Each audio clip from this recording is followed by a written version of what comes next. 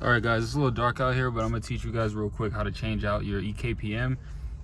If you have a modded car like me, your EKPM will go bad, especially if you have like a 2.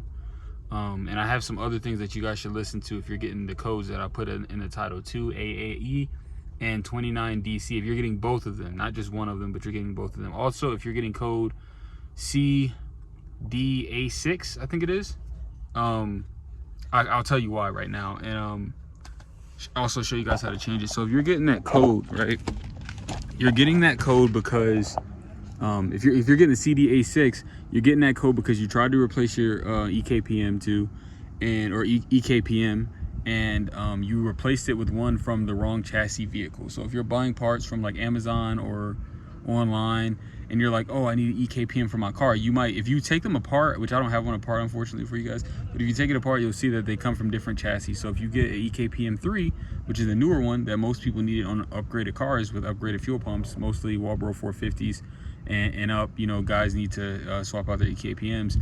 You will see that if you, and I'll show you guys this in another part of the video, but you'll see if you guys put that EKPM in your car and it's from an F chassis, I'm using an E chassis, E92, and you get it from like a F30 or an F80 or whatever the case is, you put it in that car, you're gonna get that code because it doesn't pair with your fuel system, with your DME, and you can eventually potentially melt something in your car or anything like that. So that's the issue I was having. People, we really couldn't like figure out what it was because I was like, I got an EKPM 3 and it's not working, but now I know why. So I'm going to show you guys how to change it out. I hope you guys listen to that part, because like if you didn't, then you know, you might still struggle. You might buy EKPM 3 offline and it doesn't work.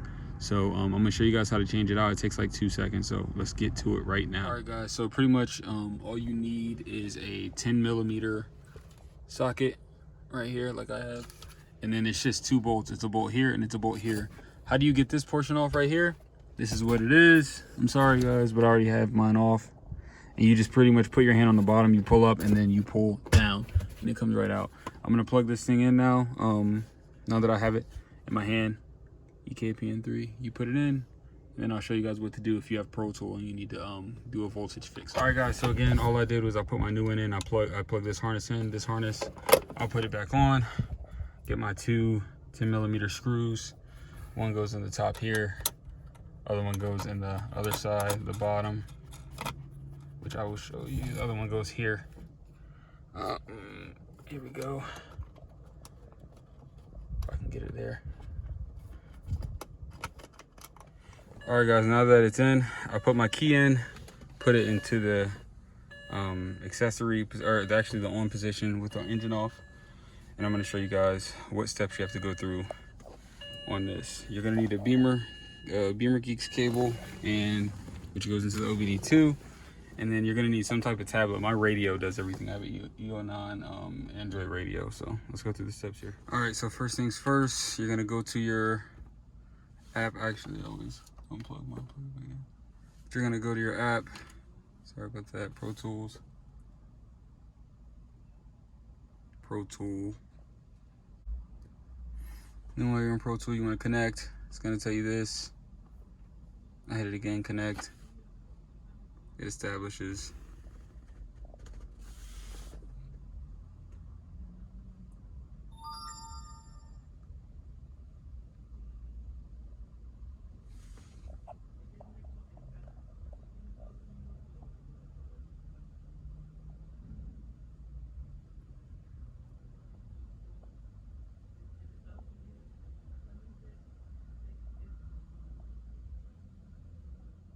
All right, it'll say finishing up. It'll get here.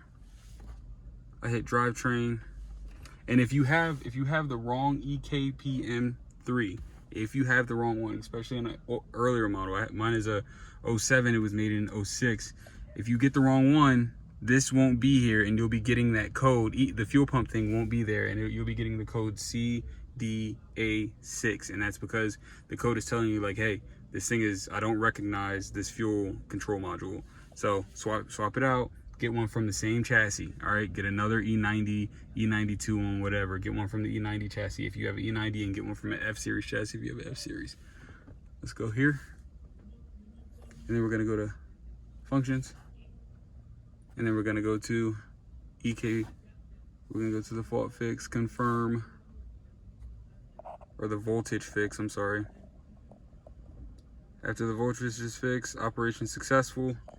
What you want to do is, I like to turn the engine off. I like to disconnect and then turn the engine off. Let it sit. Would you like to disconnect from Pro Tools? Yes, close. And then I like to let the car sit for 30 seconds. After that, you can turn it back on. The car will be fine. All your codes will be gone. The 2AAE, if it's a good one, it'll be gone. If it's a bad EKPM, you probably got robbed and you need to get another one.